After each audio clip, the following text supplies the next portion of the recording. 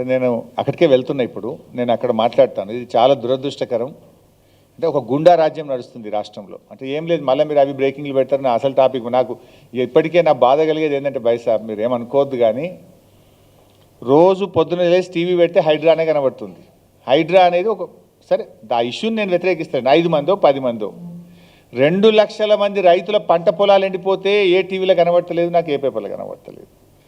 ఒక 2 లక్షల మంది చికెన్ గునియా తర్వాత వైరల్ ఫీవర్సు డెంగ్యూ మలేరియాతో పరేషాన్ అవుతుంటే అది ఎక్కడ ఏ టీవీలో ఏ పేపర్లో కనబడిస్తా. అంటే ఈ ప్రభుత్వ వైఫల్యాలన్నీ డైవర్షన్ చేయడానికి హైడ్రా పేరు మీద ముఖ్యమంత్రి గారు మనందరి అటెన్షన్ డైవర్షన్ చేస్తున్నారు.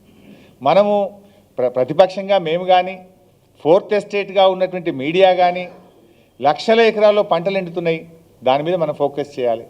లక్షల మంది రైతులు ఈరోజు ఇబ్బందులు పడుతున్నారు. లక్షలాది మంది ప్రజలు జ్వరాలతో ఇబ్బంది పడుతున్నారు. గ్రామాల్లో పారిశుద్ధ్యం లేక ఇబ్బంది పడుతున్నారు.